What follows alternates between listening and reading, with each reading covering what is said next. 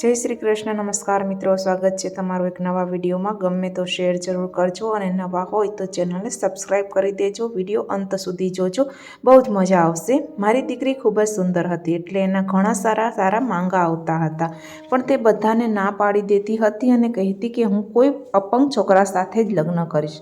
હું મરતા પહેલાં મારી દીકરીના લગ્ન કરાવી દેવા માંગતી હતી, એટલે તેના લગ્ન એક અપંગ છોકરા સાથે કરાવી દીધા. લગ્ન પછી મારી દીકરી જ્યારે પણ મને મળવા આવતી તો ખૂબ જ ખુશ લાગતી, પણ મારા અવસાન પામેલા પતિ મારા સપનામાં આવતા અને કહેતા કે આપણી દીકરીને બચાવી લે. એક દિવસ કીધા વગર હું મારી દીકરીના સાસરે ચાલી ગઈ અને જોઈને મારો જીવ જ નીકળી ગયો કે તે લંગડો છોકરો તો મારી દીકરી સાથે મારી દીકરી દિવ્યા માટે એક ડૉક્ટરનું માંગવું આવ્યું હતું. અને મારા માટે બહુ જ ખુશીની વાત હતી, કેમ કે અમે એક નાનકડી એવી ચોલીમાં રહેતા હતા અને ઘર પણ કંઈ ખાસ નહોતું, એટલે અહીં પરચુરણની દુકાનવાળાઓના જ માંગા આવતા હતા, કાં તો કોઈ રિક્ષા ડ્રાઈવરના. અમારા જેવા લોકો માટે માંગા પણ ખરાબ નહોતા, પણ હું મારી દીકરી માટે ખાસ છોકરો શોધી રહી હતી, કેમ કે મારી દીકરી ખૂબ જ સુંદર હતી. હું છોકરાનો ફોટો લઈને દિવ્યાના રૂમમાં ગઈ તો તે એકદમ ઉદાસ બેઠેલી હતી. એવું લાગ્યું કે એ કંઈક ઊંડા વિચારમાં ખોવાયેલી છે. મેં કહ્યું, દિવ્યા બેટા, શું વાત છે? તું કંઈ ટેન્શનમાં લાગે છે? તો તે કહેવા લાગી કે જો પપ્પા જીવતા હોત અને મારા માથા પર પપ્પાનો હાથ હોત તો હું કેટલી નસીબદાર હોત. મેં કહ્યું કે આવું કેમ કહી રહી છે? પહેલાં તો તે ક્યારેય આવી વાત કરી નથી. તો એણે ઉદાસીથી મોઢું ફેરવી લીધું અને પછી મેં કહ્યું, અચ્છા, વધારે ઉદાસ થવાની જરૂરત નથી. જો તારા માટે કેટલા સરસ છોકરાનું માંગવું આવ્યું છે અને આ છોકરો ડૉક્ટર પણ છે. દિવ્યાએ ફોટો જોયો અને ઉદાસ મને પૂછ્યું, મમ્મી, આ છોકરો અપંગ છે? દિવ્યાની વાત સાંભળીને મને ખૂબ જ અચરજ થયું. મેં કહ્યું, ના, આ છોકરો અપંગ નથી. મારી વાત સાંભળીને દિવ્યા બોલી, તો પછી હું આ છોકરાથી લગ્ન નહીં કરી શકું. મેં કહ્યું, તું આ બધું જ શું બકવાસ કરી રહી છો? તું મને વધારે હેરાન ન કર. કોઈક દિવસ મારો પારો ચડી જશે તો તું વિચારી પણ નહીં શકે કે હું તારી સાથે કેવું વર્તન કરીશ. મેં આજ સુધી તારા જેવી મગજ વગરની છોકરી જોઈ જ નથી. પહેલાં તારા માટે એક એન્જિનિયરનું માંગવું આવ્યું હતું, તે એને પણ ના પાડી દીધી. એક કારખાનાવાળા છોકરાનું માંગવું આવ્યું હતું, એને પણ ના પાડી દીધી. તને આખરે જોઈએ છે શું? તને વાંધો શું છે? તને ખબર પણ પડે છે કે આ છોકરાઓ માટે થઈને છોકરીઓ માનતાઓ રાખે છે, ત્યારે આવા પતિ મળે છે, પણ તું તો ખૂબ જ અજીબ છો. ભગવાનની દયાને મનાઈ કરી રહી છો. પહેલાં તો હું તારી વાત માની ગઈ હતી, પણ હવે હું નહીં માનું. હું આ છોકરાને હા પાડી રહી છું. દિવ્યા મારી વાત સાંભળીને રડવા લાગીને બોલી, કદાચ આજે પપ્પા હોત તો કોઈ મારી મરજી વિરુદ્ધ જવાની વાત ના કરત. હું દિવ્યાને રડતા જોઈ શકતી નહોતી. તે મારી ખૂબ જ લાડલી દીકરી હતી અને એના સિવાય મારું બીજું કોઈ હતું નહીં, એટલે એના આંસુઓ સામે હંમેશા હું મજબૂર થઈ જતી હતી. આજે પણ મારું મન પીગળી ગયું હતું, એટલે મેં એને પૂછ્યું, શું થયું છે દિવ્યા? તું એક અપંગ છોકરા સાથે લગ્ન કરવા કેમ માંગે છે? દિવ્યા બોલી, મને બેવફાઈથી ખૂબ જ ડર લાગે છે.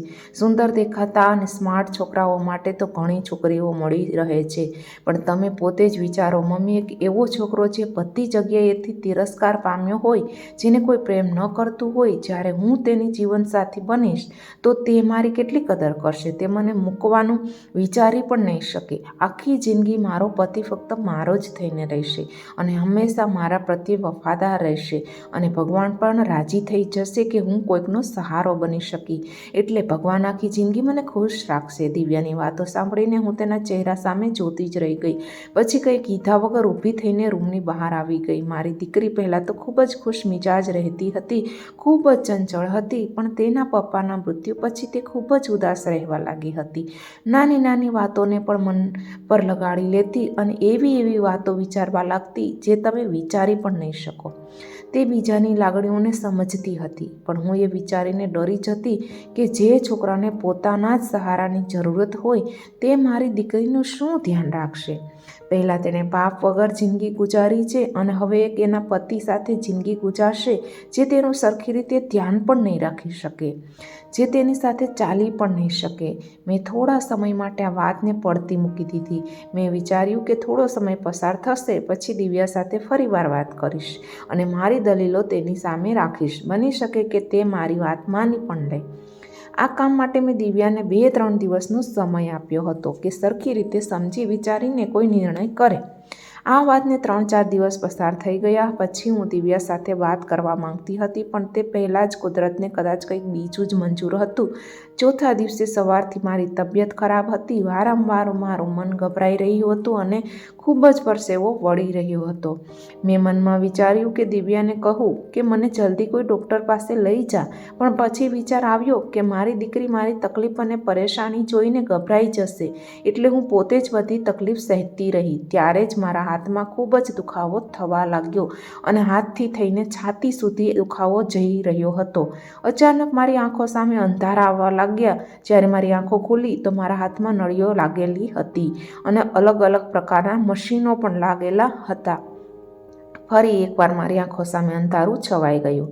બીજી વખત જ્યારે મને ભાન આવ્યું તો મને ખૂબ જ દુખાવો થઈ રહ્યો હતો. દુખાવાના કારણે હું કણસી રહી હતી. એક નર્સ ભાગીને મારી પાસે આવી અને મને દુખાવાનું ઇન્જેક્શન આપી દીધું. મેં એને પૂછ્યું, મારી દીકરી દિવ્યા ક્યાં છે? તેણે કહ્યું, હું હમણાં તમારી દીકરીને બોલાવું છું. થોડીવાર પછી દિવ્યા મારી પાસે આવી. તે મારી હાલત જોઈને રડી રહી હતી. પછી કહેવા લાગી, મમ્મી, તમે આટલી તકલીફના હતા અને મને કંઈ પણ કહ્યું નહીં. બધું જ પોતે સહન કરતા રહ્યા. તમે એવું શું કામે કર્યું? મમ્મી, તમને હાર્ટ એટેક આવ્યો છે. તમારો જીવ પણ જઈ શકતો હતો. તમે મને કોના સહારે મૂકીને જવાના હતા? મેં તેને દિલાસો આપવા માટે હાથ ઉપાડવાની ટ્રાય કરી, પણ મારામાં એટલી નબળાઈ હતી કે મારો હાથ પણ સરખો ઉપડ્યો નહીં. હું વધારે બોલી પણ નહીં. નર્સે મને આરામ કરવા માટે કહ્યું એટલે હું ચૂપચાપ પડી રહી. દિવ્યાને પણ નર્સ બહારે લઈ ગઈ. હવે હું પોતાની જાતને સવાલ પૂછી રહી હતી, જે થોડીવાર પહેલાં દિવ્યા મને પૂછી રહી હતી કે મારા સિવાયનું આ દુનિયામાં કોઈ નથી. તો આ તો ભગવાનની કૃપા હતી કે જેમણે મને ફરી જિંદગી આપી. હવે મેં વિચારી લીધું હતું કે જેવી હું ઠીક થઈને ઘરે જઈશ કે તરત પહેલાં ડૉક્ટર છોકરાના મા બાપને બોલાવીને વાત પાકી કરી નાખીશ. થોડા દિવસો પછી મને હોસ્પિટલમાંથી રજા મળી ગઈ. ડૉક્ટરે ખૂબ જ વધારે ધ્યાન રાખવાનું કહ્યું હતું અને એ પણ કહ્યું હતું કે જેટલું જલ્દી બને એટલું તમે હાર્ટ ટ્રાન્સપ્લાન્ટેશન સર્જરી કરાવી લેજો. પણ અત્યારે મારા દિમાગમાં મારી દીકરીના લગ્નના જ વિચારો આવી રહ્યા હતા. હું મરું એ પહેલાં તેનું ઘર વસી જાય એવું હું ઈચ્છતી હતી. ઘરે આવ્યા પછી મને 2 દિવસ થઈ ગયા હતા. દિવ્યા મારું એટલું ધ્યાન રાખતી હતી કે હંમેશા હું તેને આશીર્વાદ આપતી રહેતી હતી. એક દિવસ મેં દિવ્યાનો હાથ પકડ્યો અને કહ્યું, દિવ્યા, હું તારી પાસે કંઈક માંગું તો તું મને આપીશ? તેની આંખમાં આંસુ આવી ગયા અને બોલી, મમ્મી, તમે મારો જીવ પણ માંગી લેશો તો પણ હું આપવાની મનાઈ નહીં કરું. મેં કહ્યું, દિવ્યા, તારા માટે જે ડૉક્ટરનું માંગવા આવ્યું હતું તે ખૂબ જ સારા માણસો છે. છોકરો પણ ખૂબ જ સારો છે. મારી ઈચ્છા છે કે તારા લગ્ન તે ડૉક્ટર સાથે થઈ જાય અને જલ્દી તારું ઘર વસી જાય. જો કાલે મને કંઈક થઈ જાય તો હું તને આવી રીતના બેસહારા છોડવા નથી માંગતી. મારી વાત સાંભળીને દિવ્યા સહેજ ઊંચા અવાજે બોલી, મમ્મી, મેં તમારી પાસે અત્યાર સુધી કંઈ માંગ્યું નથી. ફક્ત એક જ માંગણી કરી છે કે મને મારા ભાવિ પતિ સાથે કોઈ મતલબ નથી. હું બસ એટલું ઈચ્છું કે મારો ભાવિ પતિ અપંગ હોય. શું તમે મારી આટલી ઈચ્છા પૂરી ન કરી શકો? આમ તો તમે કહેતા હો છો કે તારા માટે હું કંઈ પણ કરી શકું છું. મેં કહ્યું, બેટા, પણ તારી આ ઈચ્છા મને સમજાતી નથી. તો હું આ મારી આટલી દેખાવડી ડાઈ દીકરીના લગ્ન એક અપંગ છોકરા સાથે કેમ કરાવી દઉં? મારી વાત સાંભળીને દિવ્યા બોલી, તો પછી હું આખી જિંદગી કુંવારી રહીશ. દિવ્યાની જીદ જોઈને હું ડરી ગઈ હતી. દિવ્યામાં તેના પપ્પાની ઝાંખી દેખાતી હતી. તેના પપ્પા પણ આવા જીદી સ્વભાવના હતા. દિવ્યાની જીદ જોઈને હું સમજી ગઈ હતી કે તે પોતાના નિર્ણયથી પાછળ નહીં હટે. મજબૂર થઈને મેં જ હથિયાર નીચે મૂકી દીધા, કેમ કે મારી જિંદગીનો કોઈ ભરોસો નહોતો. આજે છું અને કાલે ન પણ હો. પછી મેં ડૉક્ટર માંગુ લઈને જે શાંતાબહેન આવ્યા હતા તેમણે જ કહ્યું કે હવે મારા ઘરે કોઈ પણ ડૉક્ટર કે એન્જિનિયરનું માંગુ લઈને આવતા નહીં. મારી દીકરી માટે કોઈ અપંગ છોકરાનો સંબંધ લઈને આવજો. મારી વાત સાંભળીને તે મને હેરાનીથી જોવા લાગ્યા અને બોલ્યા, કેવી વાતો કરી રહ્યા છો? તમે માં છો કે શું? તમારી દીકરી આટલી સુંદર અને દેખાવડી છે. જે પણ તેને જોવે છે તે લગ્ન માટે પરત હા પાડી દે છે. તો પછી તમે પોતાની દીકરીના લગ્ન એક અપંગ છોકરા સાથે કેમ કરાવવા માંગો છો? શાંતાબેનની વાત સાંભળીને હું ઉદાસ થઈ ગઈ અને કહ્યું કે હું મજબૂર છું. મારી એકની એક દીકરીની જીદ સામે હું મજબૂર થઈ ગઈ છું.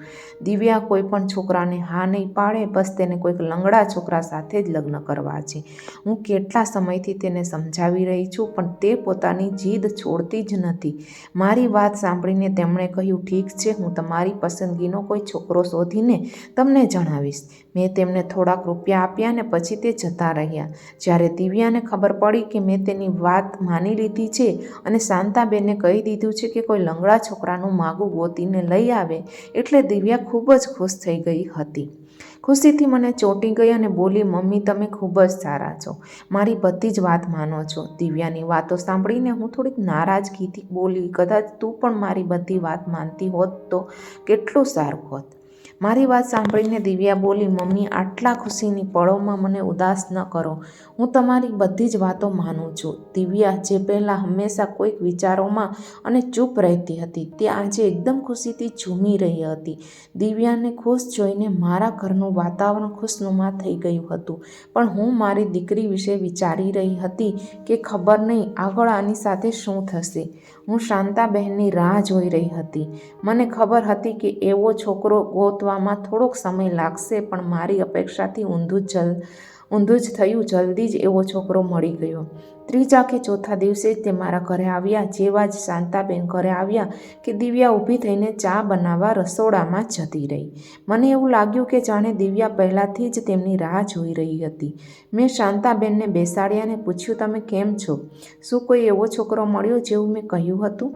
એટલે એમણે કહ્યું કે હા, મેં એવો છોકરો શોધી લીધો છે. છોકરાની ખાસિયત શું જણાવું? બસ એટલું કે તે લંગડો છે, બીજું તેનામાં કંઈ નથી. શાંતાબેનની વાત સાંભળીને દિવ્યા બોલી, આંટી અમને બીજું કંઈ જોઈતું પણ નથી. મારે તો છોકરાનો ફોટો પણ નથી જોવો. બસ મને આટલું જ જોઈતું હતું કે છોકરો અપંગ હોવો જોઈએ, અને મને તે મળી ગયો. દિવ્યા ખુશી ખુશી બધી વાતો કરી રહી હતી. આના પહેલાં પણ શાંતાબેન કેટલાય છોકરાના માંગા લઈને આવ્યા હતા, પણ ક્યારેય દિવ્યા પાસે પણ આવતી ન હતી, અને આજે તેના ચહેરા પર અલગ જ ખુશી દેખાઈ રહી હતી. મેં પૂછ્યું, શાંતાબેન છોકરો શું કરે છે? તો તે બોલ્યા તે છોકરો પોતાના પપ્પાની દુકાને બેસે છે, અને તેમનું ઘર પણ એક નાનકડી એવી ગલીમાં છે અને ખૂબ જ જૂનું છે. બસ જેમ તેમ કરીને પોતાનું ગુજરાન ચલાવે છે. તે છોકરા વિશે મેં તમને બધું સાફ શબ્દોમાં જણાવી દીધું છે. હવે આગળ તમારી મરજી. છોકરાની હાલત સાંભળીને હું થોડી ચિંતામાં આવી ગઈ. મેં કહ્યું, શાંતાબેન તમે કોઈ બીજો છોકરો શોધો. ભલે છોકરો લંગડો હોય, પણ કંઈક ખાસ સારા ખાતા પીતા ઘરનો તો હોવો જોઈએ ને. હું મારી દીકરીના લગ્ન આટલા ગરીબ ઘરમાં કેવી રીતે કરાવી દઉં? મારી વાત સાંભળીને દિવ્યા બોલી, નહીં આંટી, મારા માટે બીજો છોકરો શોધવાની કોઈ જરૂરત નથી. આ છોકરાને તમે હા પાડી દો અને એમને કહેજો કે કાલે જ આવીને વાત પાકી કરી જાય. હું ગુસ્સામાં દિવ્યાને ખીજાણીને કહ્યું કે દિવ્યા, છોકરાઓની કંઈ અછત નથી થઈ ગઈ. આપણે કોઈક બીજો છોકરો શોધી લઈશું. મારી વાત સાંભળીને દિવ્યા બોલી, ના મમ્મી, જે માંગવું આવ્યું તેમને જ હા પાડી દો. મજબૂર થઈને મેં શાંતાબેનને કહી દીધું કે કાલે છોકરાવાળાને લાવવાનું કહી દેજો.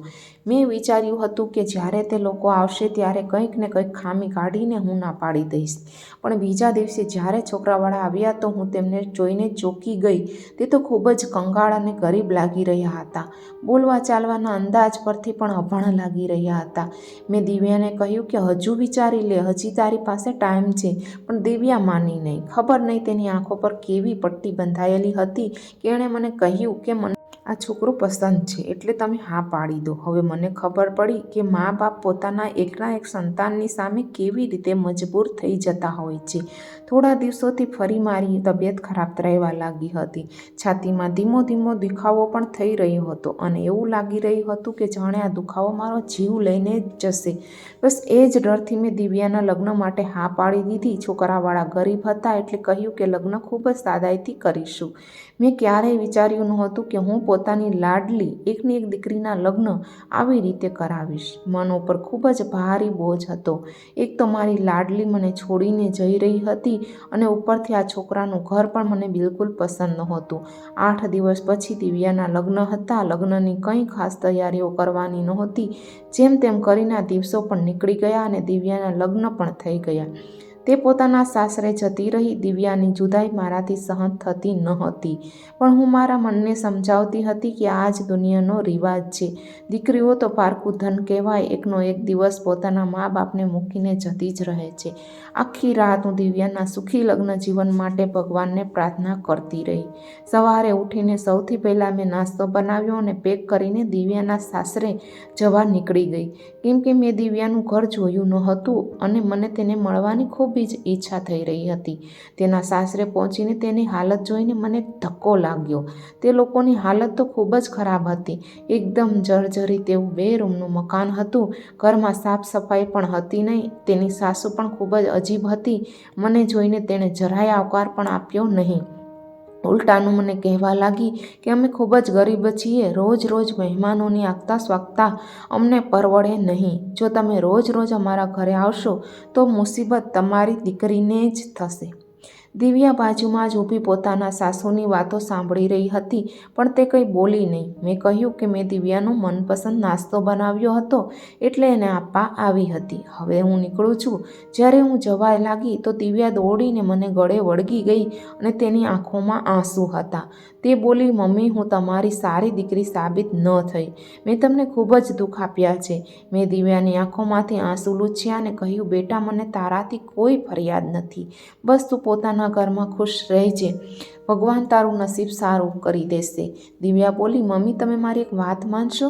મેં હામાં માથું હલાવ્યું. તો એ બોલી, મમ્મી, તમે મારા ઘરે ન આવતા. આ લોકો તમારું અપમાન કરે તે મારાથી સહન નહીં થાય, એટલે હું પોતે જ તમને મળવા આવતી રહીશ. મેં કહ્યું, બેટા, પોતાનું ધ્યાન રાખજે. આટલું કહીને હું ઘરે પાછી આવી ગઈ. મેં દિવ્યા સામે તો ખૂબ જ શાંતિથી વાત કરી, પણ ઘરે આવીને પોતાના આંસુઓ રોકી ન શકી અને રડવા લાગી.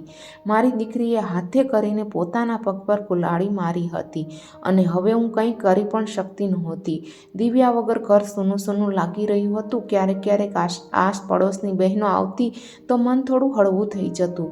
તે બધા કહેતા કે તમે પણ ક્યારેક બહાર નીકળો અને અમારા ઘરે આવો, જેનાથી મન થોડું હળવું રહેશે. દિવ્યાના લગ્નને મહિનો થઈ ગયો હતો, પણ તે મને મળવા આવી નહોતી. મારું પણ મન ખૂબ જ બેચેન થઈ રહ્યું હતું, પણ હું તેના સાસરે જવા માંગતી નહોતી. હું પોતાનું અપમાન તો સહન કરી શકતી હતી, પણ તેના લીધે જો મારી દીકરીને કોઈ મુશ્કેલી ઊભી થઈ જાય તો તે મારાથી સહન નહીં થાય. અને આ વિચારીને જ હું જતી ન હતી. હું દિવ્યાના વિચારમાં હતી ત્યારે દરવાજો ખખડ્યો. દરવાજો ખોલ્યો તો દિવ્યા અંદર આવી. તેને જોઈને હું ખૂબ જ ખુશ થઈ ગઈ. મેં તેને ગળે લગાડી લીધી. તે બોલી, મમ્મી, તમારી ખૂબ જ યાદ આવી રહી હતી એટલે તમને મળવા આવી ગઈ. મેં કહ્યું, દિવ્યા, મને પણ તારી ખૂબ જ યાદ આવી રહી હતી, પણ તારા સાસુના કારણે હું તારા ઘરે ન આવી. તેણે કહ્યું, સારું કર્યું મમ્મી કે તમે ન આવ્યા, કેમ કે મારા સાસુ ખૂબ જ અજીબ છે. તેમને પોતાના ઘરમાં મહેમાન જરાય ગમતા જ નથી. મારા સાસુનું વર્તન મારી સાથે પણ વધારે સારું નથી, પણ ધીમે ધીમે તે સુધરતા જાય છે. પણ મારા પતિ ખૂબ જ સારા છે. તે મને ખૂબ જ પ્રેમ કરે છે. કહે છે કે ભગવાન સામે જેટલી વાર માથું નમાવું એટલી વાર ઓછું છે કે મને તારા જેવી પત્ની મળી. દિવ્યાના ચહેરા પર ખુશી છલકાઈ રહી હતી, પણ મને માનવામાં આવતું નહોતું કે તે કંઈ કહી રહી છે તે સાચું છે કે ખોટું. હા, પણ તેના ચહેરાની ખુશી જોઈને એવું લાગી રહ્યું હતું કે તે સાચું જ કહી રહી છે. અમે મા દીકરી ઘણી વાર સુધી બેસીને વાતો કરી રહ્યા હતા. પછી દિવ્યા બોલી, મમ્મી, મને તમારી પાસે શાહી પનીર બનાવવાનું શીખવું છે. મારા પતિ મુકેશને તે ખૂબ જ ભાવે છે. અમે બંને મા દીકરી રસોડામાં ગયા. હું તેને શાહી પનીર બનાવવાનું શીખવી રહી હતી અને તેનો ચહેરો જોઈ રહી હતી. તે મને સાચે જ ખૂબ ખુશ લાગી રહી હતી. એટલે મેં રાહતનો શ્વાસ લીધો કે ચલો, મારી દીકરી પોતાના સાસરામાં ખુશ તો છે. અમે બંને મા દીકરી સાંજે જમ્યા. દિવ્યા થોડું શાક ડબ્બામાં પેક કરીને મુકેશ માટે લઈ ગઈ. તેની વાતો પરથી લાગી રહ્યું હતું કે તે પણ મુકેશને ખૂબ જ પ્રેમ કરે છે અને મુકેશ પણ તેનું ખૂબ જ ધ્યાન રાખે છે. દિવ્યા જતી રહી એટલે હું પણ આરામ કરવા માટે રૂમમાં ગઈ, પણ રાત્રે કંઈક અજબ ઘટના થઈ. જ્યારે મેં સપનામાં પોતાના પતિને જોયા, તે રડી રહ્યા હતા અને કહી રહ્યા હતા કે આપણી દીકરી દિવ્યાને બચાવી લે. હું એકદમ ગભરાઈને બેઠી થઈ ગઈ. આખરે આટલા વર્ષો પછી દિવ્યાના પપ્પા સપનામાં આવ્યા અને આવું કેમ કહી રહ્યા છે? મને તો નિરાશ થઈ ગઈ હતી કે દિવ્યા હવે ખુશ છે. પછી મેં વિચાર્યું કે કદાચ હું દિવ્યાની ચિંતામાં આટલા દિવસથી પરેશાન હતી એટલે આવું સપનું આવ્યું હશે. એટલે મેં વાતને પડતી મૂકી દીધી. ફરીવાર સૂઈ ગઈ. મેં દિવ્યાને કહ્યું હતું કે દર ત્રીજા ચોથા દિવસે મને મળવા આવતી રહી છે. પોતાની દીકરીને ખુશ જોઈને હું ખૂબ જ ખુશ હતી. પણ હજી મારા પતિ મને ઘણી વખત સપનામાં આવતા હતા અને હર વખત પોતાની દીકરીને લઈને ચિંતામાં લાગતા. મારા પતિ રોજ સપનામાં આવતા ગયા એટલે હું ખૂબ જ ચિંતામાં રહેતી. પોતાના મનની શાંતિ માટે મેં દિવ્યાને પણ પૂછ્યું કે દિવ્યા, તને મારી કસમ છે, સાચું કહે છે કે તું પોતાના સાસરામાં ખુશ તો છે ને? દિવ્યાએ મને વિશ્વાસ દેવડાવ્યો કે મમ્મી, મને સાસરામાં કોઈ તકલીફ નથી. હું ખૂબ જ ખુશ છું. તમે જરાય મારી માટે ચિંતા ન કરતા. 2-3 દિવસ પછી ફરીવાર જ્યારે દિવ્યાના પપ્પા સપનામાં આવ્યા તો ખૂબ જ બેચેન થઈ ગઈ. મેં વિચારી લીધું કે બીજા દિવસે હું દિવ્યાના સાસરે જઈશ અને પોતાની આંખોથી બધું જોઈને રહીશ. એટલે હું કોઈને જણાવ્યા વગર દિવ્યાના સાસરે પહોંચી ગઈ. પણ હું જોઈને દંગ રહી ગઈ કે દરવાજા ઉપર એક મોટું તાળું લટકેલું હતું. મને હવે ખૂબ જ વધારે ચિંતા થવા લાગી. દરવાજો જર્જરિત હાલતમાં હતો. વચ્ચે ક્યાંક કાણા પણ પડી ગયા હતા. એટલે મેં તેનાથી અંદર જોયું તો એવું લાગ્યું કે જાણે ઘણા દિવસોથી આ ઘર બંધ હોય, અંદર કોઈ રહેતું હોય તેવા આસાર પણ લાગ્યા નહીં. એટલે હું ડરી ગઈ. મેં આસપાસમાં પૂછ્યું તો બધાએ એવી વાત જણાવી જેને સાંભળીને હું ગભરાઈ ગઈ. લોકોએ કહ્યું કે આ ઘર તો કેટલા સમયથી ખાલી પડ્યું છે. થોડા સમય પહેલાં અમુક લોકો રહેવા આવ્યા હતા. તે પોતાના દીકરાના લગ્ન કરાવવા માટે આવ્યા હતા અને લગ્ન પછી થોડા દિવસોમાં અહીં જતા રહ્યા છે. જ્યારે મેં પૂછ્યું કે તે લોકો ક્યાં ગયા છે, તમને કંઈ ખબર છે? તો બધાએ એમ જ કહ્યું કે તે લોકો વિશે કંઈ જ ખબર નથી. ખૂબ જ અજીબ લોકો હતા. કોઈ સાથે વાતચીત પણ કરતા ન હતા. એટલે તેમના વિશે કોઈને કંઈ ખબર પણ નથી. આ બધું સાંભળીને મારું હૃદય બેસી ગયું. હે ભગવાન, ખબર નહીં મારી દીકરી કેવા લોકો સાથે ફસાઈ ગઈ છે. હું રડતી ઘરે આવી. મને કંઈ સમજાતું નહોતું કે હું શું કરું. મારી દીકરીની ખબર ક્યાંથી મળશે? મેં 2 દિવસ ખૂબ જ ચિંતામાં અને પરેશાનીમાં વિતાવ્યા. ત્રીજા દિવસે દિવ્યા મને મળવા આવી. પણ મેં તેને ખબર ન પડવા દીધી કે હું તેના સાસરે ગઈ હતી. હર વખતની જેમ દિવ્યા આજે પણ ખૂબ જ ખુશ લાગી રહી હતી. મેં વાતોમાં તેને કહ્યું કે દિવ્યા, હું તારા ઘરે આવવા માંગુ છું. મારી વાત સાંભળીને દિવ્યા બોલી, ના મમ્મી, ભગવાન માટે એવું જરાય ન કરવા. મારી સાસુનું વર્તન મારી સાથે સારું થઈ ગયું છે. એવું ન થાય કે તમારા આવવાથી ફરીવાર તે બગડી જાય. હું તો આવી જાઉં છું તમને મળવા માટે. તો પછી તમે શું કામ ચિંતા કરો છો? સાંજે દિવ્યા પોતાના ઘરે પાછી જતી રહી. પણ આ વખતે હું છાની માની તેની પાછળ ગઈ કેમ કે હું તેનું ઘર જોવા માંગતી હતી. મને ખબર જ નહોતી કે તે ક્યાં રહે છે અને કઈ રીતે રહે છે. દિવ્યા જે રિક્ષામાં બેઠી હતી તે રિક્ષા એક એવી જગ્યાએ ઊભી રહી જેને જોઈને હું વિચારતી જ રહી ગઈ. દિવ્યા ઘરની અંદર જઈ રહી હતી. હું પણ જલ્દી પોતાના રિક્ષામાંથી ઉતરીને તેની પાછળ અંદર ઘરમાં દાખલ થઈ. તે ઘર નહોતું પણ મોટો એવો સુંદર બંગલો હતો. જેવી દિવ્યા ઘરની અંદર દાખલ થઈ તરત જ તેની સાસુ તેને સંભળાવવા લાગી, આવી ગઈ મહારાણી, કોઈ આનું સ્વાગત તો કરો. ત્યારે દિવ્યાનો પતિ વચમાં આવ્યો અને દિવ્યાનો હાથ પકડીને બોલ્યો, બસ કરો મમ્મી, દિવ્યા મારી મરજીથી ગઈ હતી. અને સૌથી વધારે નવાઈની વાત એ હતી કે દિવ્યાનો પતિ મુકેશ લંગડો નહોતો. તે તો પોતાના બંને પગ ઉપર ચાલીને દિવ્યા પાસે આવ્યો હતો. તે સારો એવો સ્માર્ટ છોકરો લાગી રહ્યો હતો. ત્યારે તેની નજર મારા પર પડી ગઈ. તેણે કહ્યું, મમ્મી, તમે અહીં? દિવ્યાએ પણ પાછળ વળીને જોયું. દિવ્યાની સાસુ તો મને જોઈને જ ગુસ્સાથી પગ પછાડતા ત્યાંથી જતી રહી હતી. દિવ્યા અચાનક મને ત્યાં જોઈને ખૂબ જ ડરી ગઈ હતી. તે જલ્દી મારી પાસે આવીને હાથ જોડીને બોલી, મમ્મી, મને માફ કરી દો. મેં તમને દગો આપ્યો છે પણ હું શું કરતી? હું મુકેશને ખૂબ જ પ્રેમ કરતી હતી. તેના વગર હું રહી શકું તેમ નહોતી. પણ મને ખબર હતી કે તમે મુકેશ સાથે મારા લગ્ન ક્યારેય નહીં કરાવું. કેમ કે મુકેશ પપ્પાના એ જ મિત્રનો દીકરો છે જે અત્યારે જેલમાં છે. આટલું સાંભળીને હું એકદમ ગુસ્સામાં બોલી, દિવ્યા, તે મને આવડો મોટો ધક્કો આપ્યો? દિવ્યાએ પોતાના પપ્પાના કાતિલના દીકરા સાથે લગ્ન કર્યા હતા. મુકેશના પપ્પા અને દિવ્યાના પપ્પા ખૂબ જ સારા મિત્ર હતા. એક વખત બંને શિકાર કરવા ગયા હતા. ત્યાં અચાનક બંને વચ્ચે લડાઈ થઈ ગઈ અને મુકેશના પપ્પાએ દિવ્યાના પપ્પાને ધક્કો આપ્યો, જેના કારણે તે ખીણમાં પડી ગયા અને તેમનું મૃત્યુ થઈ ગયું હતું.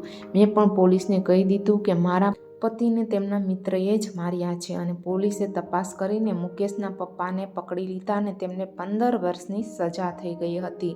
મુકેશની મમ્મીએ મને ખૂબ જ કહ્યું હતું કે પ્લીઝ બહેન, તમારી ફરિયાદ પાછી લઈ લો અને મુકેશના પપ્પાને જેલમાંથી છોડાવી લો. તેમનો કંઈ જ વાંક નથી. તેમણે તમારા પતિને નથી માર્યા, પણ મેં મુકેશના પપ્પાને માફ ન કર્યા અને તે અત્યારે પણ જેલમાં જ હતા. અને કદાચ એ જ કારણ હતું કે દિવ્યાની સાસુ દિવ્યાથી અને મારાથી નફરત કરતી હતી. દિવ્યાનો પતિ મુકેશ બોલ્યો, મમ્મીજી, હું અને દિવ્યા એકબીજાને પ્રેમ કરતા હતા. અમે બંને જાણતા હતા કે તમે અમારા બંનેના લગ્ન નહીં થવા દો.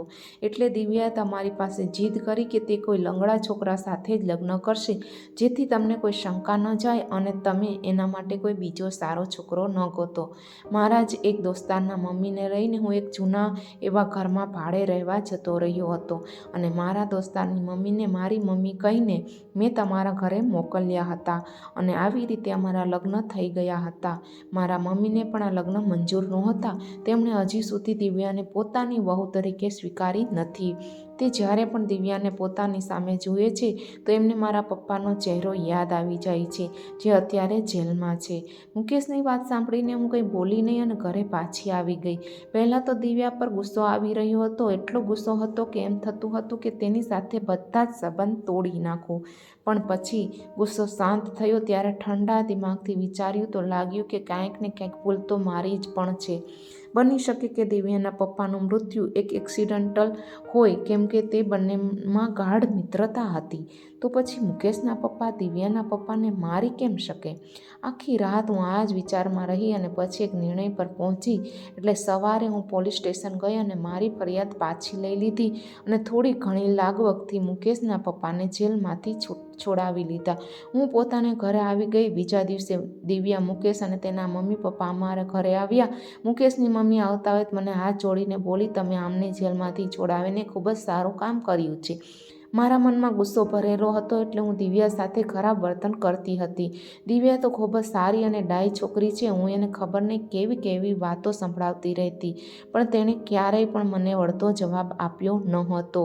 બહેન, હવે તમે પણ સાચા અને સાફ મનથી અમને માફ કરી દો, ત્યારે જ મને શાંતિ વળશે. મુકેશના પપ્પાએ પણ મારી માફી માંગી, પણ મેં એમને રોકી દીધા. કહ્યું કે માફી માંગવાની કોઈ જરૂરત નથી. ઉલટાનું તમે મને માફ કરી દો કે મારા કારણે તમારે આટલા વર્ષો સુધી જેલમાં રહેવું પડ્યું.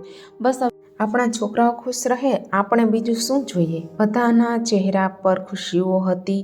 મેં આગળ વધીને દિવ્યા અને મુકેશને ગળે લગાડી લીધા. મેં મુકેશને પોતાના જમાઈના રૂપમાં અને દિવ્યાની સાસુએ તેને પોતાની વહુના રૂપમાં ખુશી ખુશી વધાવી લીધા. વિડીયો જો અહીં સુધી જોતા હોય તો લાઈક કરી દેજો, કેમ કે તે તમે ભૂલી જતા હો છો.